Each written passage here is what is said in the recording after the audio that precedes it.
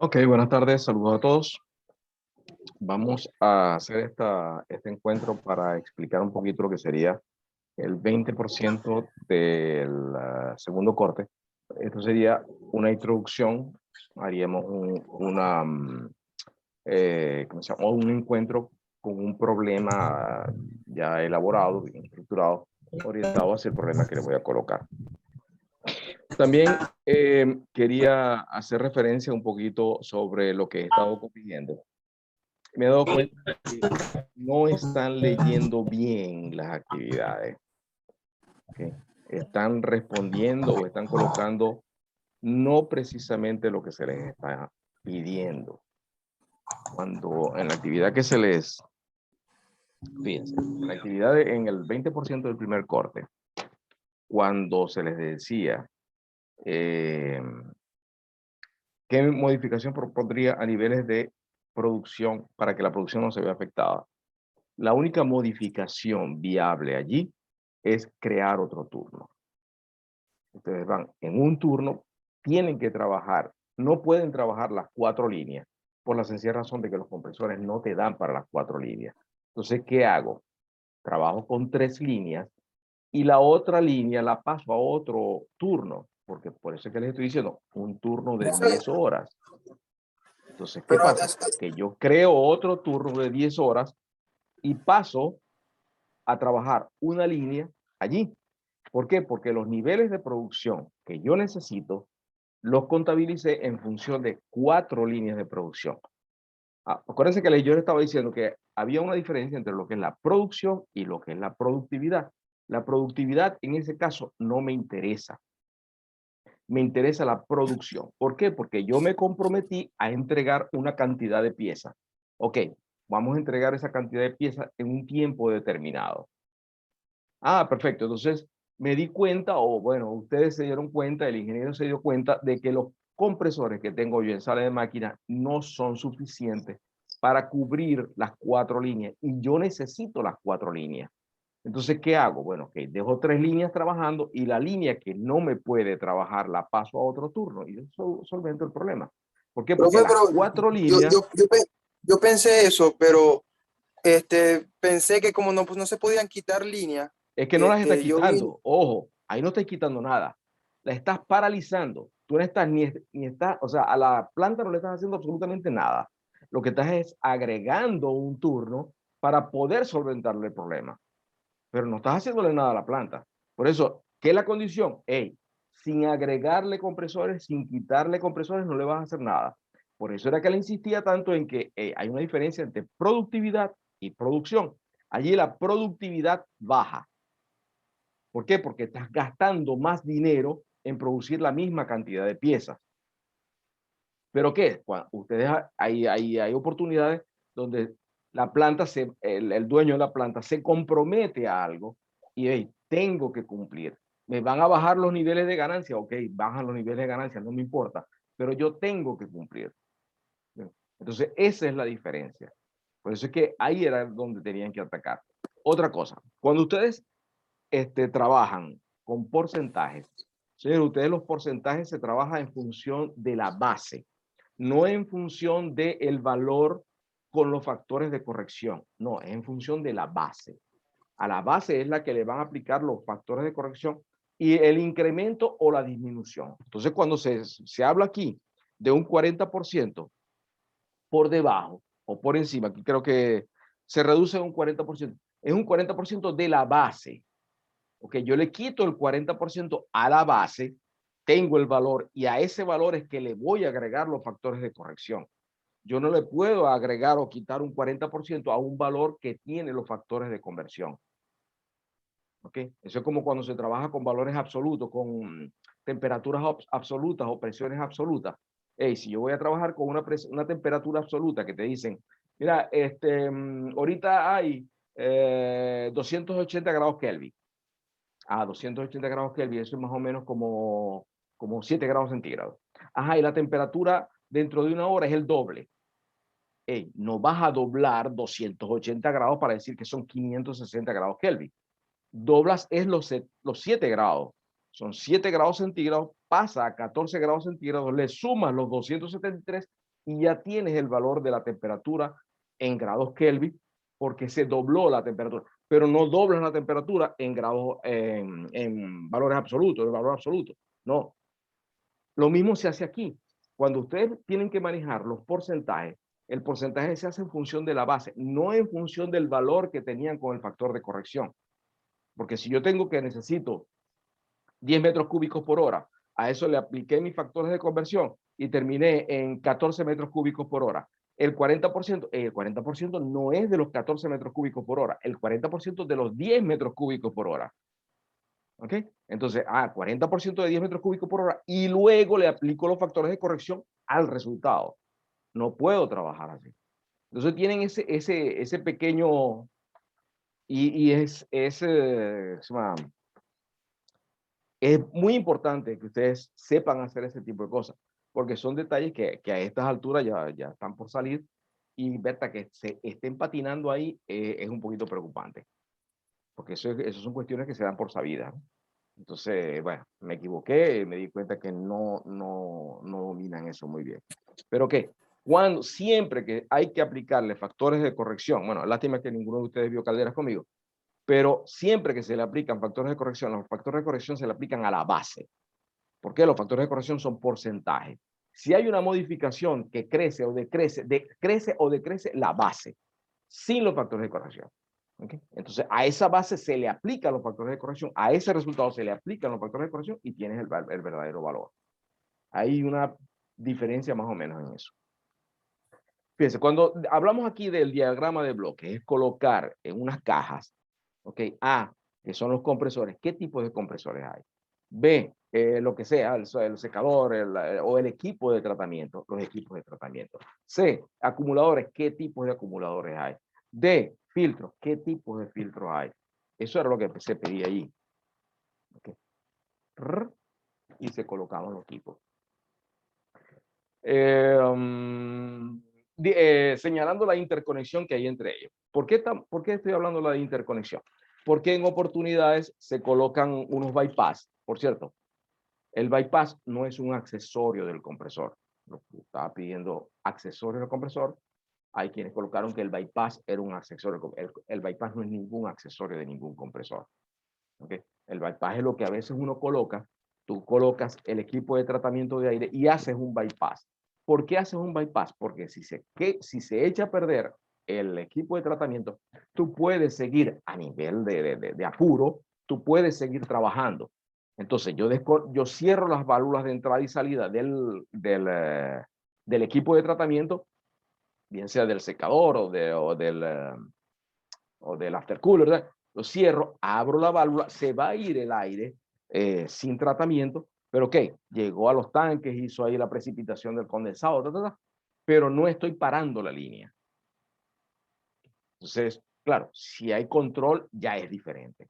Lo que pasa es que normalmente cuando hay control se coloca un tratamiento aparte.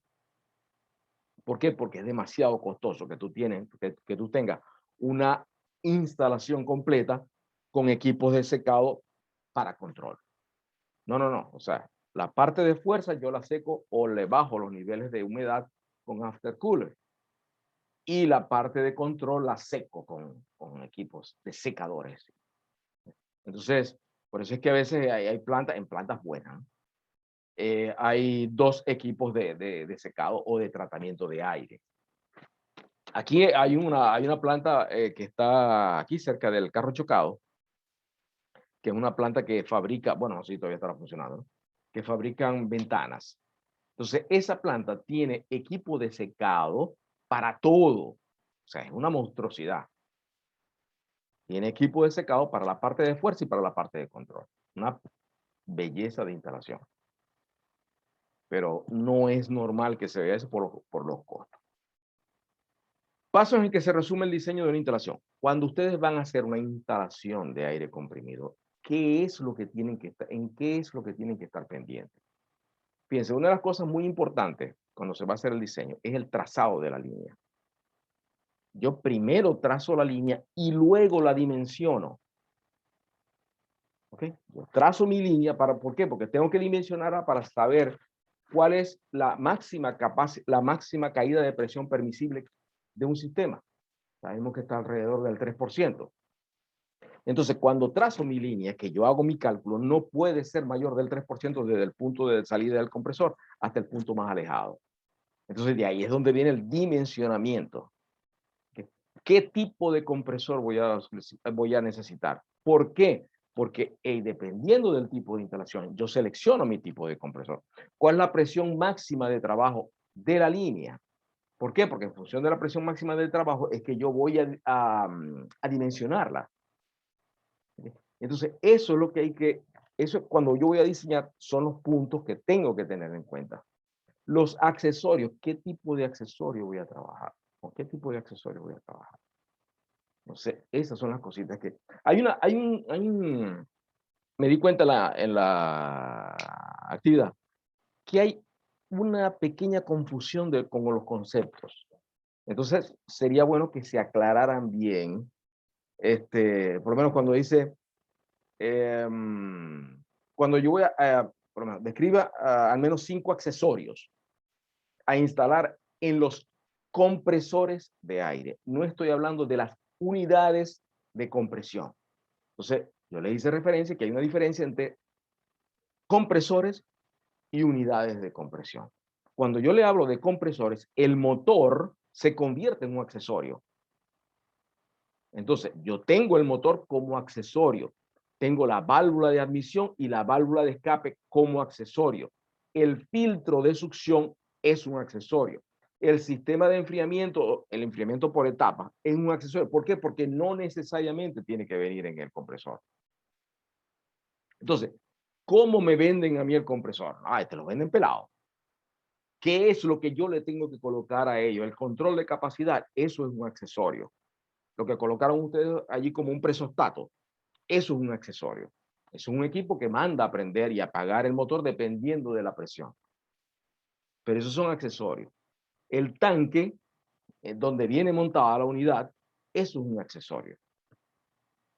Entonces tienen que saber diferenciar qué es un accesorio y cuáles son lo que verdaderamente le pertenece al compresor. Si estuviéramos hablando de unidades compresoras, es diferente porque la unidad compresora tiene que tener un motor, tiene que tener su válvula de succión, su válvula de escape, tiene que tener, bueno, no tiene que tener, ¿no? Pero la junta antivibratoria a veces viene y a veces no viene. Por eso es que en la parte donde se les decía ¿qué especificaciones deberán ser incluidas en la información suministrada por el fabricante sobre las unidades compresoras?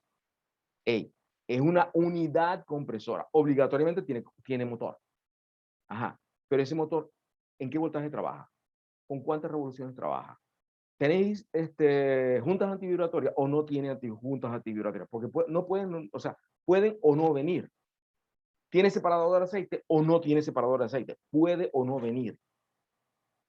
Pero ya sabemos que él tiene su control. Más, a veces el control también difiere un poco entre los fabricantes. Pero por lo menos Atlas Copco te vende un paquete que lo que tenés es que ponerle la tubería de succión, ponerle la tubería de descarga y más nada.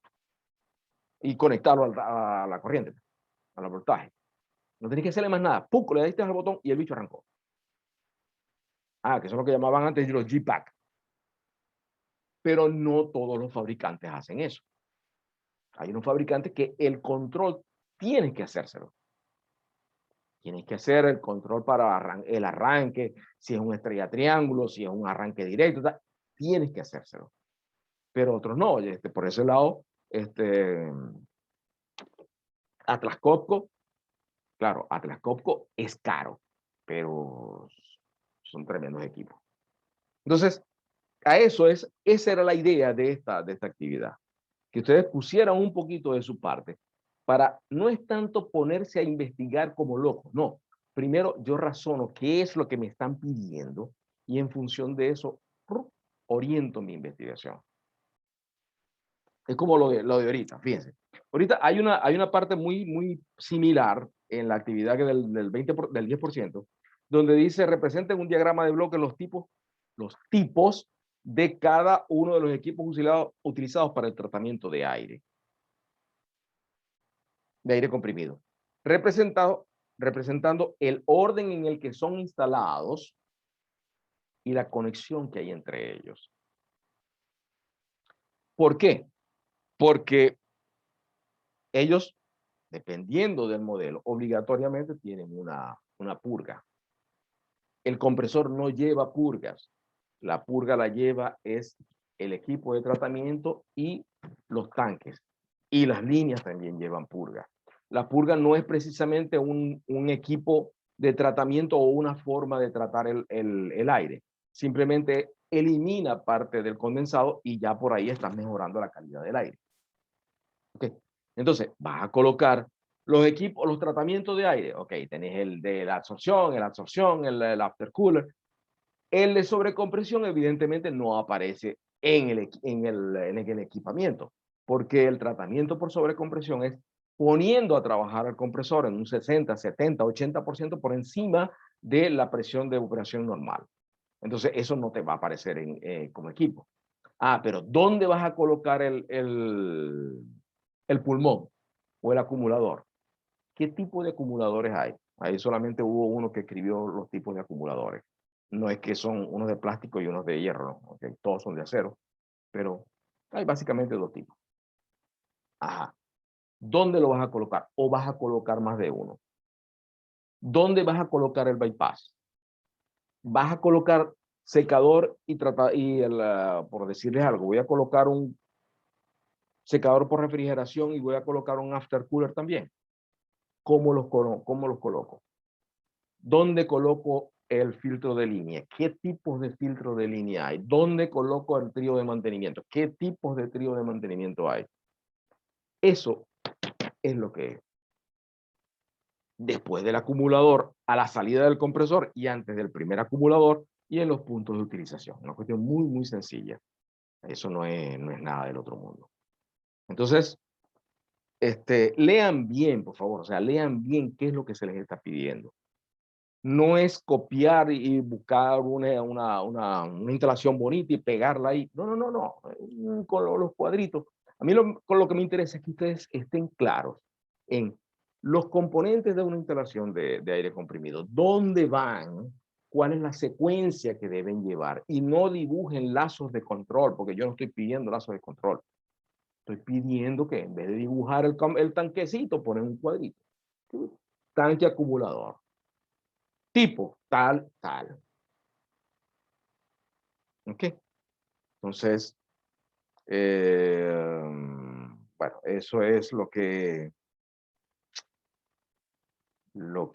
quería aclarar aquí. Ok, con respecto a lo que, fíjense, si tienen oportunidad, aquí hay un libro, se llama Neumática Industrial, Prontuario de Neumática Industrial. No sé si les hice referencia en una oportunidad. No es la última maravilla ni la última Pepsi-Cola del desierto a nivel de neumática, pero a nivel práctico es bueno. Es un libro, yo lo considero un librito muy bueno, muy práctico, muy rápido, para consultas rápidas y cosas así. ¿Okay? Si les gusta la neumática, es un buen libro. Si quieren adentrarse en detalles de neumática, perdón, está el de Creus, que Creus exagera un poquito, pero también es bueno en la parte de neumática. Ok, fíjense. La actividad del 20% es sobre cilindros neumáticos. Cilindros neumáticos, que es lo que algunos de ustedes colocaron en las actividades como actuadores. Los actuadores son los cilindros neumáticos. Los actuadores no, o sea, no tenían ni siquiera que hacerle referencia en la actividad el primer corte, porque se estaba hablando de hasta allí. De hecho, ahorita, en el 10%, hasta allí, que es lo que llama uno pata de equipo. A pata de equipo es donde ve el trío de mantenimiento. De ahí para adelante es lo que ustedes quieran colocar o lo que vayan a colocar dependiendo de los requerimientos. Entonces, un cilindro neumático es esto que está aquí. Esto que ven ustedes aquí es un cilindro neumático. Que lo dibujé mal dibujado, bueno, ok, pero los cilindros neumáticos básicamente hay de dos tipos, de simple efecto y de doble efecto. El de simple efecto, yo no sé si ustedes han visto algunos videos de neumática. El de simple efecto es uno que solamente le entra aire por un lado. Entonces, Al entrarle aire, él actúa, pero al dejar de entrarle aire, ¡prac!, se vuelve a su posición normal. Es como en electricidad se habla de normalmente abierto y normalmente cerrado. Entonces, esos son los de simple efecto. Se representan así. ¿Por qué? Porque el cilindro de simple efecto tiene un muelle adentro, un resorte, vamos a decir así. Tiene un resorte adentro, que yo le insuflo, entra aire por aquí, él sale, pero cuando deja de entrar aire, él se retrae. O sea, como si fuera entra el aire aquí y él salió. Pero deja de entrar aire y él entra automáticamente. Y este es al contrario. Él está siempre afuera. Cuando entra aire, se retrae, deja de entrar aire, para que sale. Por eso es que se puede hacer la extensión como normalmente abierto o normalmente cerrado. Los cilindros de simple efecto son cilindros pequeños, no son cilindros grandes. Por lo menos esto que está aquí, y hay más pequeños que esto. Este es un tamaño ideal para un cilindro de simple efecto. Bueno, este es de doble efecto, pero el cilindro de simple efecto es una cuestioncita así pequeñita. Entonces tiene la entrada de aire, ok, entró el aire, se retrae, deja de entrar al aire, placa, sale. Este modelo. Entonces por eso el fuelle se le dibuja en la parte de atrás o el fuelle se le dibuja en la parte de delante. Esos son los dos modelos del cilindro de simple efecto. El cilindro de doble efecto, que sería esto que está aquí, que sería este que está aquí, entra aire por un lado, sale, entra aire por este lado, entra. Y el control de este aire lo hace unas válvulas. Las válvulas, que eso lo veremos ya para el final, que son válvulas de 5 vías, 3 posiciones, 5 vías, 2 posiciones, etcétera, etcétera. Pero por ahorita lo que nos interesa es lo referido al cilindro neumático. Fíjense, yo estoy dibujando aquí esto como un cilindro neumático y le estoy haciendo estas rayitas. Estas rayitas son los sellos que tienen los cilindros en lo que llamábamos nosotros la manzana, ¿no? Lo que sería en el émbolo. En el émbolo puede tener una, dos, un rasgador también, etcétera, etcétera, que son los que hacen que el aire que está en esta cámara no pase a esta cámara. Okay. Entonces, entra aire aquí, se retrae, entra aire aquí, sale el vástago. ¿Verdad? Entró aire por aquí, se retrae, entró aire por aquí. Esto que ven ustedes aquí son los que se llaman racores. Estos se llaman racores, y son los que van en las conexiones de los cilindros. De los cilindros hay varios tipos. Hay unos que tienen un amortiguador de fin de carrera. ¿Qué quiere decir esto? Que cuando ustedes, cuando entra el aire, que él se retrae, entonces él no hace esto, sino que se retrae y al final, en sus buenos tiempos era así, ¿no? Pero no llega hasta el final de un solo golpe, sino que la última parte lo hace poco a poco. Esos son los que tienen un sistema de amortiguación al final y al comienzo. Ahí, de eso hay mucho, o sea, como cilindros neumáticos hay una gama, pero increíble. Hay cilindros que tienen doble vástago, hay cilindros sin vástago, que son muy simpáticos, pero la señal te la da es una pieza que va aquí por fuera, que es magnética. Entonces, ok. Entonces, ¿qué es lo que nos interesa a nosotros sobre los cilindros neumáticos? Primero, ¿cuál es la fuerza efectiva al avance?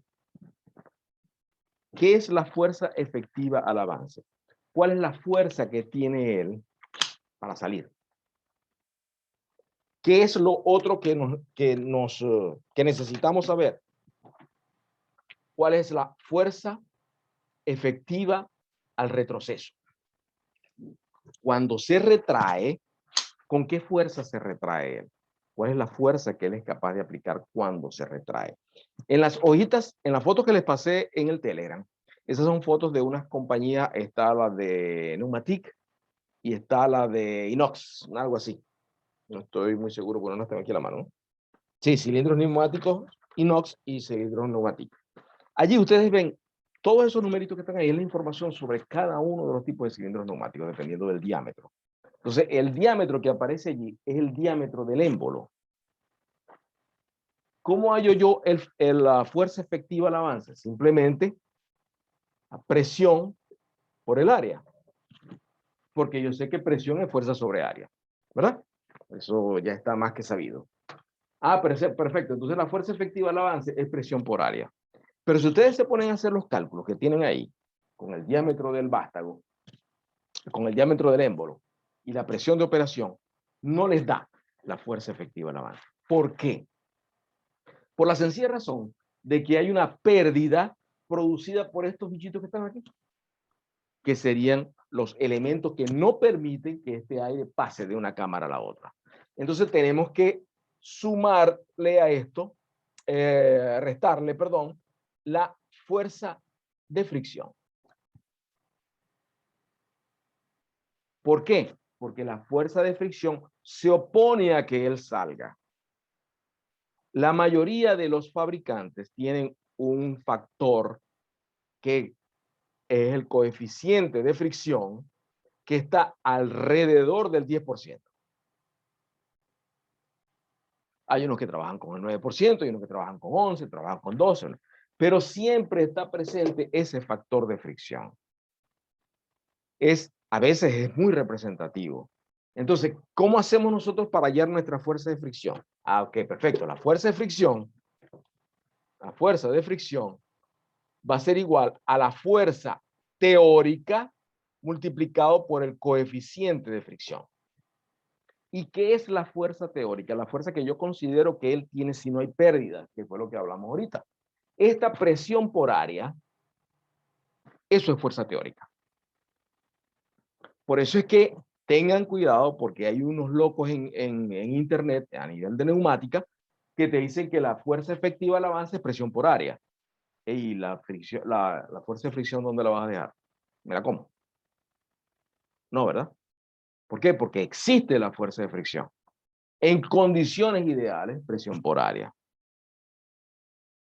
¿Okay? No estoy considerando pérdida, pero tengo que considerar la pérdida. Ah, tengo que considerar una fuerza que se opone a que él salga. Y esa fuerza es la fuerza teórica multiplicada por el coeficiente de fricción. Por eso es que vuelvo y repito, cuando ustedes hacen el cálculo de Pneumatic, por decirte algo, Pneumatic creo que trabaja como con el 12% o algo así. Festo creo que trabaja como aproximadamente con el 10%. Entonces, ustedes hacen el cálculo, hey, pero falta un pedacito, ¿no? Falta un poquito.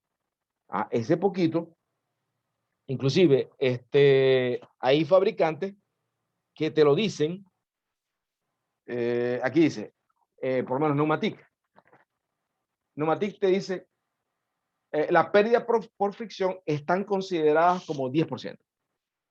O sea que 0.1. El coeficiente de fricción es 0.1 para Pneumatic. Pero te vas a otro fabricante y tiene otro factor de fricción. Entonces, todo depende del fabricante. Ahora bien, el coeficiente de fricción es igual al avance que al retroceso. Pero la fuerza de fricción no es igual al avance que al retroceso. Son dos cositas que hay que tener muy, muy en cuenta. O sea, eso es un detallito que yo les puedo estar hablando del factor de fricción o de la fuerza de fricción, como les puedo estar hablando del coeficiente de fricción. El coeficiente de fricción al avance y al retroceso es el mismo, pero la fuerza de fricción no es igual. ¿Por qué no es igual? Por una simple y sencilla razón. Cuando ustedes determinan la fuerza efectiva al avance, la presión se está ejerciendo aquí, sobre el plato completo. Entonces, esta es el área efectiva al avance. Todo el plato. Pero al retroceso, resulta que se está aplicando aquí.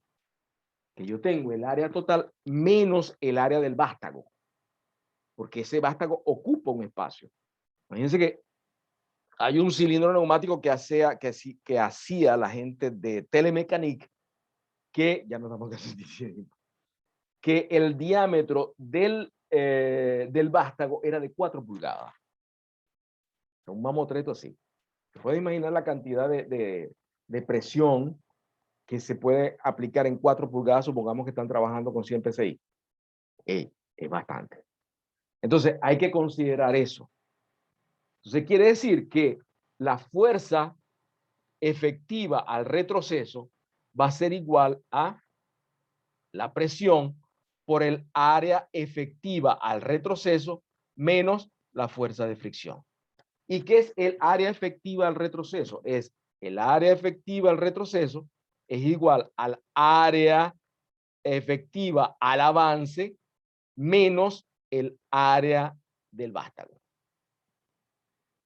Yo tengo que determinar el área que me ocupe ese vástago para quitárselo al área efectiva al avance y poder tener mi área efectiva al retroceso.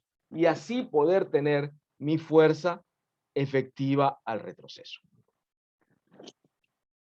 Miren bien la información que les pasé para que vean la diferencia que hay. Entonces, ¿qué se saca de allí? Que hay una diferencia de volumen de aire entre esta cámara y esta cámara, que hay que tomarla en cuenta. Nosotros ahorita a nivel de clases la tomamos en cuenta. En la vida real no se toma en cuenta.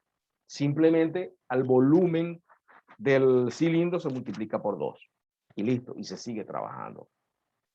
Estamos hablando de la vida real, o sea, cuando les toca a ustedes ya están ejerciendo. Ah, bueno, no importa pues. ¿Por qué? Porque la cantidad de aire que ocupa el vástago no es representativa en muchos casos. Entonces, bueno, el volumen del cilindro yo lo multiplico por 2 y ya tengo la cantidad de aire. Ojo, aquí no lo vamos a hacer así. Aquí lo vamos a hacer como debe ser, tomando en cuenta el espacio o el volumen que ocupa el vástago. ¿Para qué es eso? Para determinar la cantidad de aire que consume ese cilindro. Entonces, ¿cuáles son los factores que yo necesito para determinar el cilindro neumático? Fuerza efectiva al avance, fuerza efectiva del retroceso, consumo de aire y el factor de pandeo. ¿Factor de pandeo de quién? Del vástago.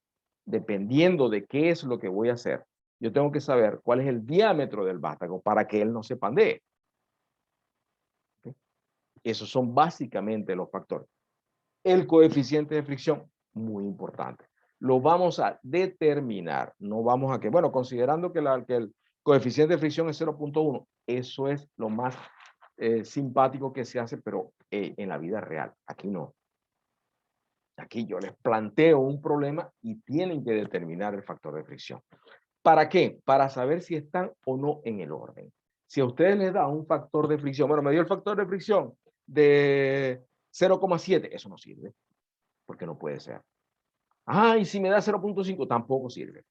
0.4 no sirve, porque los factores de fricción están en el orden de 0.9, 1, 0.1, 0.12, 0.15.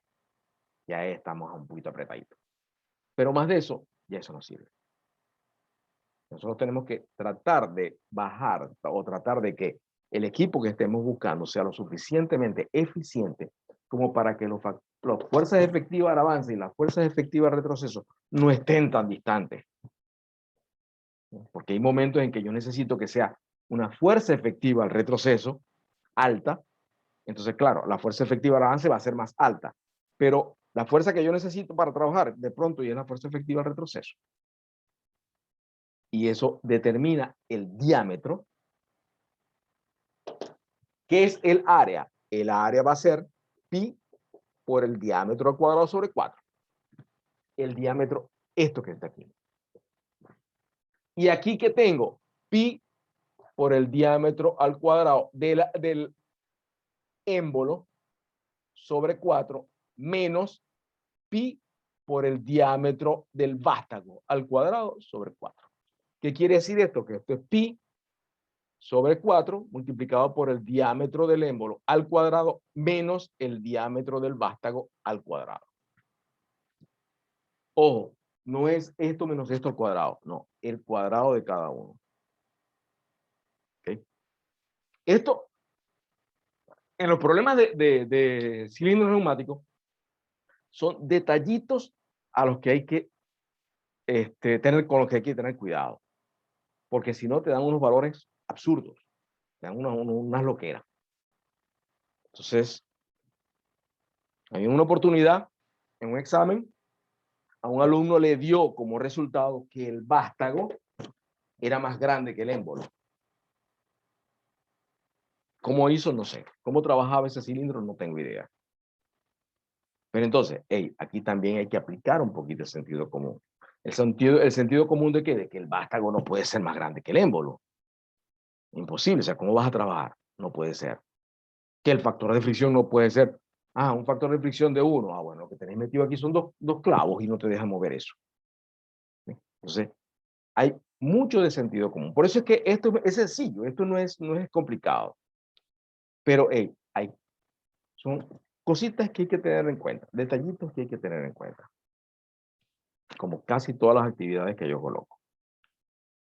Entonces, esos detallitos te desbaratan el problema, si no los tomaste en cuenta.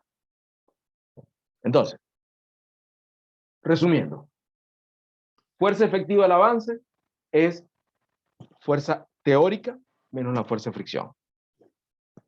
Fuerza efectiva al retroceso es igual a la fuerza teórica al retroceso menos la fuerza de fricción. La fuerza de fricción al retroceso normalmente no es igual a la fuerza de fricción al avance. El coeficiente de fricción al retroceso es igual al coeficiente de fricción al avance. ¿Ok? Detallito. Tengo que tomar en cuenta el diámetro del émbolo para sacar esa fuerza teórica. Y tengo que tomar el diámetro del émbolo también para sacar la cantidad de aire que consume. El consumo de aire del cilindro neumático va en función de el volumen de aire de aquí más el volumen de aire de aquí.